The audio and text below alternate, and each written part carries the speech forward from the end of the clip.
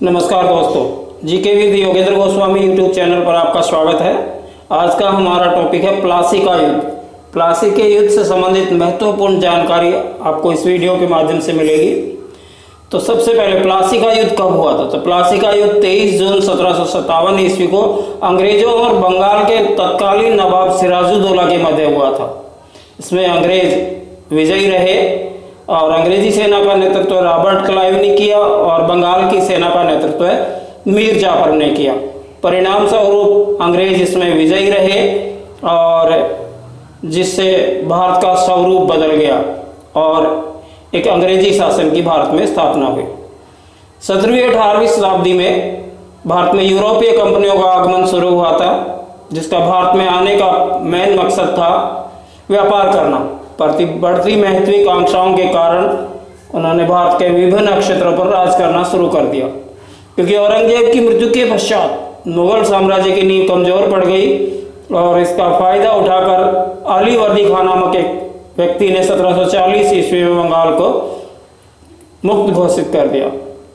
फिर उसके बहन का सबसे छोटा बेटा, जिसका नाम था सिराजुद्दौला, बंगाल का नवाब बना और 9 अप्रैल 1756 ईस्वी में अली वर्दी खान की मृत्यु के बाद और अंग्रेजों और फ्रांसीसियों के आपसी द्वंद्व युद्ध के कारण स्थिति काफ़ी अशांत रहने लगी।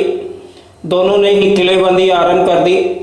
सिराजुद्दौला भी इस बात से चिंतित था और उसने किलेबंदी बंद करने के लिए कहा, लेकिन फ्रांसीसियों ने तो किलेबंदी बंद कर दी और अंग्रेजों ने नहीं की। और इसीलिए सिराजुद्दौला ने 1756 ईस्वी में अंग्रेजों की कासिम बाजार की कोठी पर आक्रमण करके उस पर कब्जा कर लिया और 20 जून 1756 को कोलकाता में हुगली नदी के तट निकट ही स्थित फोर्ट विलियम किले पर भी कब्जा कर लिया और वहां से अंग्रेजों को भागने के लिए मजबूर कर दिया। ड्रैगफुल्टा द्वीप पर जाकर शरण लेनी पड़ी। फोर्ट विलियम पर कब्जा करने के दौरान वहां 146 अंग्रेजों को बंदी बना लिया गया, जिसमें स्त्री और बच्चे भी शामिल थे और उन्हें एक अंधेर कोठरी में बंद कर दिया गया। अगली सुबह जब देखा गया तो लगभग 23 लोग जीवित बचे और जब उनमें से एक था हालवेल नामक अंग्रेज इस घटना को जिसने अंग्रेजों तक पहुंचाया। जब सिराजुद्दौला के मध्य कड़वाहट बढ़ती गई इस कारण और इसे काल कोठरी की घटना के नाम से भी जाना जाता है।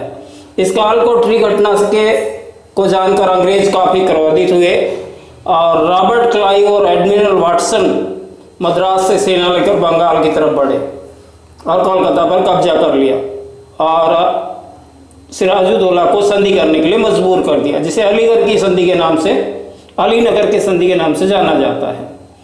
और नेक्स्ट है फिर इसमें अंग्रेजों की ऐसी गतिविधियों को देखकर सिराजुद्दौला ने अंग्रेजों पर पुनः आक्रमण करने की तैयारी शुरू कर दी और दूसरी तरफ अंग्रेजों ने सिराजुद्दौला के सेनापति मीर जाफर को लालच देकर कि आपको इसके बाद बंगाल का नवाब बना देंगे, विश्वासघात के लिए तैयार कर लिया।